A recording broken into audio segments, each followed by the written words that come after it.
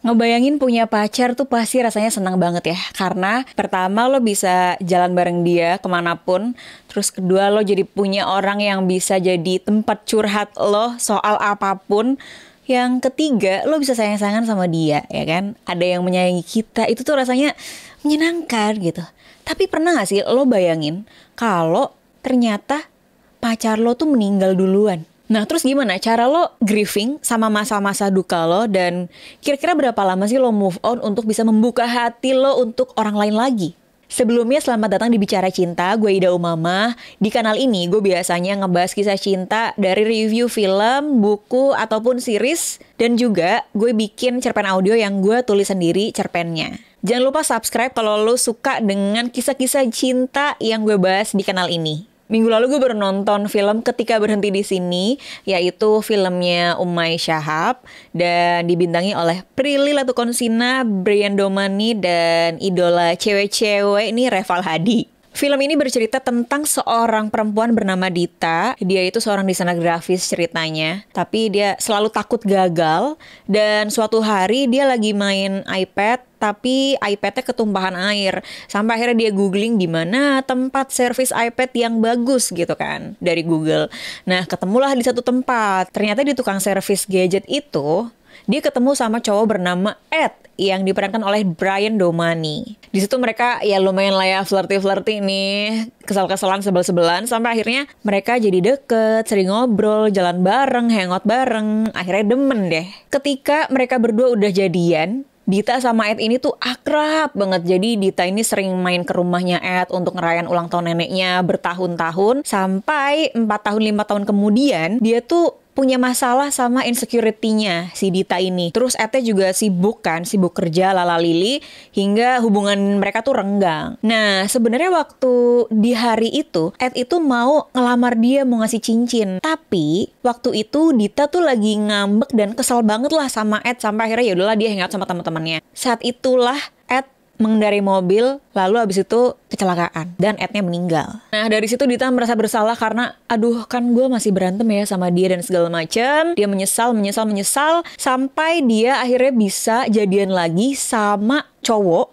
yang adalah temennya dari SMA, dari sekolah, sahabatnya sendiri. Ini Ivan yang diperankan oleh Reval Hadi. Ivan ini tuh sabar banget ya.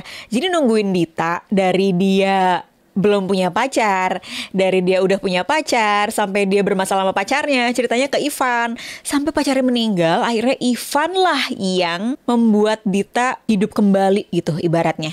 Jadi ketika Dita udah jadian sama Ivan, di sela-sela masa jadiannya itu ada seorang tukang servis yang benerin iPad-nya dulu itu, dia ngasih kacamata dengan teknologi AR atau augmented reality. Jadi kalau dipakai kacamatanya ada orangnya gitu kan, padahal kan itu virtual aja kan. Ketika Dita pakai kacamata itu, yang keluar adalah si Ed yang udah meninggal. Wah, Dita jadi halu, jadi kesenengan gitu, keasikan dengan masa lalunya, dan dia nggak bisa move on dari pacarnya udah meninggal. Dita nggak ngasih tahu ke Ivan kalau ada kacamata itu dan ada mantannya di situ. Sampai akhirnya di suatu hari mereka berdua lagi makan di luar, terus Dita naruh kacamatanya di meja. Si Ivan penasaran kan, oh kacamata dia baru nih gitu kan, karena kan warnanya kontras banget.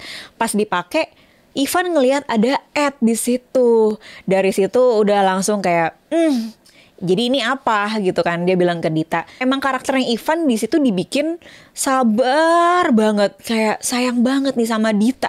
Dia nggak marah, dia nggak ngambek. Dia beneran sesabar itu sama Dita, menghadapi Dita gitu kan. Sampai akhirnya Ivan bilang ke temennya, gue tuh mendingan gue nungguin Dita apa gue cabut ya gitu. Maksudnya udahan gitu kan. Dan Ivan akhirnya nungguin Dita sampai Dita move on, sampai Dita kelar grievingnya. Ivan itu mampu mengembalikan kepercayaan diri Dita yang hilang. Ketika Berhenti di Sini ini udah tayang di bioskop sebelumnya ya. Dan ada 2 hal yang gue ingin point out. Yang pertama, seperti halnya putus cinta, kematian pasangan itu emang gak pernah dibicarakan gitu ya. Jarang orang membicarakan soal itu. Simply karena orangnya kan masih hidup ya. Jadi kan kita hanya fokus dengan apa yang ada di depan kita sekarang dan apa yang kita hadapi. Tapi setelah nonton film ini, gue jadi kepikiran, gue perlu gak ya ngomongin kayak gini kalau misalnya nanti udah punya pasangan, udah punya suami gitu kan, udah berumah tangga. Bersedih berapa lama nih, kira-kira apa yang harus gue siapin misalnya gitu ya.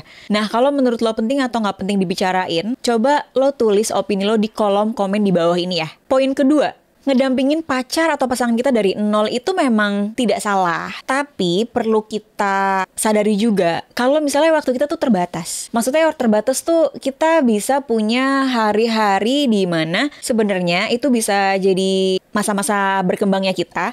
Tapi kalau kita nungguin dia terus tapi dia nggak ada perkembangan apa-apa gitu kan, nggak move on, mendingan ditinggalin aja nggak sih? Misalnya gini, lo kasih limitasi. Oh ya udah, kalau misalnya lo habis putus atau lo habis ditinggal pasangan gitu ya, gue akan nungguin lo ya setahun deh, atau ya kalau misalnya lo 2 tahun rela ya nggak apa-apa juga.